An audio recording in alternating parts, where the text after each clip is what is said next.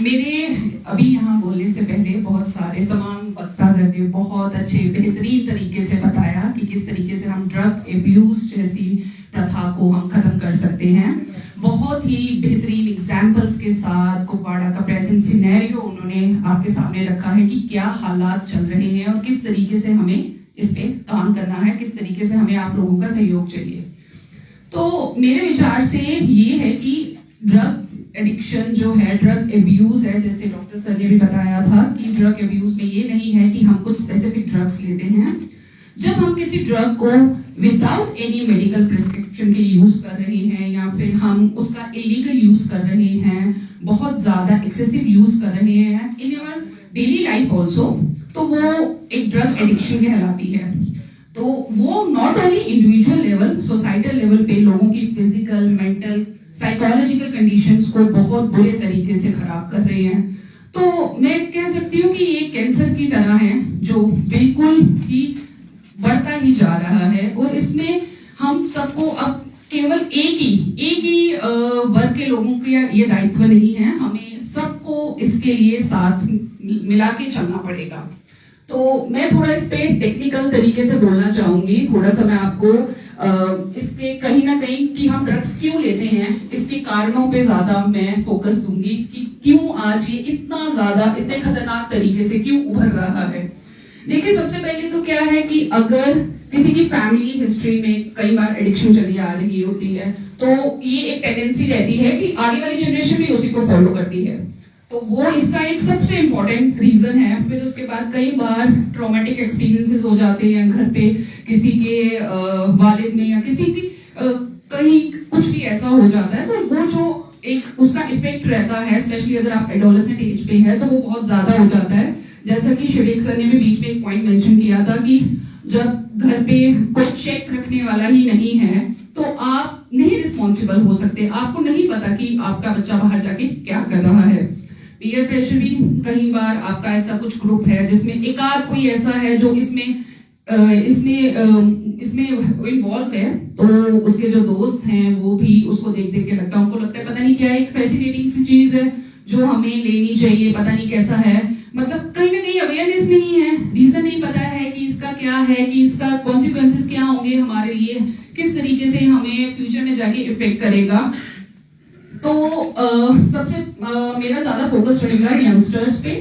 Youngsters को सबसे पहले तो खुद भी आइडेंटिफाई करना है कि उनके बीच में कौन ऐसा है जो इस तरीके इस रास्ते पे चल रहा है। तो इनके कुछ कॉमन सिम्टम्स होते हैं जो जिसमें मैं फोकस करना चाहती हूँ। अगर कोई ड्रग एब्यूज, अगर कोई ऐसा है जो ड्रग एडिक्ट है, तो सबसे पहले आपको उसको आइडेंटिफाई भी करना चाहिए कि ये ड्रग लेता है। तो उसके कुछ मतलब कॉमन सिम्टम्स रहते हैं, जैसे सपोज उनका ब्लड शॉट आईज रहती हैं, आंखें बहुत ज्यादा लाल रहेंगी, देन उनका प्यूपल जो आई में होता है वो लार्ज हो जाता है या एकदम सिकुड़ जाता है। एपिटाइट पैटर्न उनका अलग रहता है, कभी बहुत ज्यादा भूख लगेगी, कभी बहुत कम भूख लगेगी। वेट लॉस बहुत जल्दी होता है या weight gain, abrupt weight gain होगा। देन फिजिकल अपीयरेंस भी अजीब तरीके से डिटोरिएट हो जाती है, खराब हो जाती है। देन अनयूजुअल सी स्मेल आती है। देन ट्रेमर्स रहते हैं, स्पीच जो है वो उनकी काफी स्टेमर कर जाती है, काफी ज्यादा मतलब पूरा बॉडी का कोऑर्डिनेशन जो होता है वो उनका अलाइन नहीं रहता जैसे एक नॉर्मल लोगों के साथ रहता है। तो इस तरीके से जब आप आइडेंटिफाई कर पाएंगे तभी ही आप उन पे वर्क कर पाएंगे। तो ऐसा नहीं है कि आप ये मत सोचें कि ये मेरी प्रॉब्लम है या फिर किसी और की प्रॉब्लम है। आपको अगर आपको लगता है कि आपके फ्रेंड सर्कल में भी कोई ऐसा है तो आप उससे बात करें, रीजन पूछें कि क्या है, ऐसा कुछ नहीं। और आपको लग रहा है कि अगर आप, कई बार क्या होता है हम अपने फ्रेंड सर्कल में हैं तो हम बोलते हैं कि हाँ ये अगर कोई और आपका कोई नजदीकी आपका क्लासमेट ऐसा कुछ कर रहा है तो आपको लगता है कि नहीं हमें क्या पड़ी है, करे जो भी करे, बट ऐसा मत सोचिए। इसी की वजह से ही सारी जो पीढ़ी है वो एक ही जगह जा रही है, एक ही जगह डिटोरिएट हो रही है। तो एक इंडिविजुअल नहीं, एक कोलैबोरेटिव एफर्ट्स चाहिए हमें इसमें, क्योंकि ये एक ऐसा मिलेस है जिसमें हम तो जेके पुलिस तो काफी अच्छा काम कर रही है, इवन की ड्रग अवेयरनेस कैंपेन्स हर जगह चल रहे हैं, बट इस पे हमें सबकी जरूरत है, हमारे यंगस्टर्स की, हमारे एडल्ट्स की। Everyone should be there with us for this awareness programme.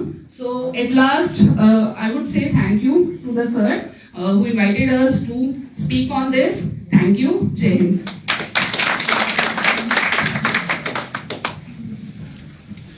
Thanks a lot, ma'am. It was really a pleasure to hear you. बहुत बहुत शुक्रिया आपका। अब हमारे दरमियान एक सोशल एक्टिविस्ट है मुश्ताक अहमद गनाई साहब, अगर यहाँ पर मौजूद है।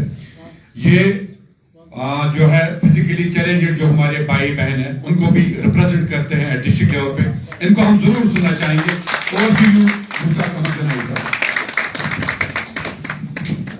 औज़ुबिल्लाहिमिनश्शैतानिर्रजीम, बिस्मिल्लाहिर्रहमानिर्रहीम। हमारे दिलों की धड़कन असशो कालपुरा, हमारे बड़े मीठे और बड़े प्यारे ऑफिसर अशरफ रगाम इजाज साहब। बात इजाज साहब की करें तो अल्फाज नहीं, शायद से भी ज्यादा मीठा है। और मेरे सामने एक ऐसी हसीयत बैठी है, principal sir government higher secondary school Kanpura. अल्फाज नहीं, नाम कैसे लूं, क्योंकि इसने जब पढ़ाया मुझे तो मैं स्टेज पे खड़ा हूं।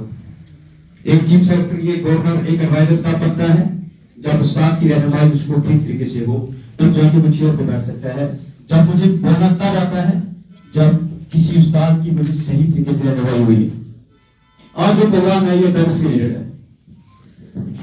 ये एक छोटा सा वो है truck, they can pick challenge for our society.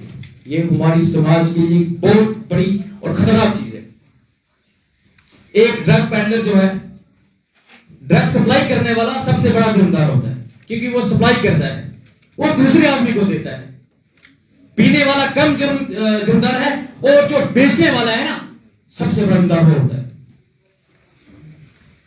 हमारे सामने जो आज नए अफसर बैठे, जो नए रेडियो स्टाफ है, डिस्ट्रिक्ट कुपवारा, खासकर तहसील कालपुरा,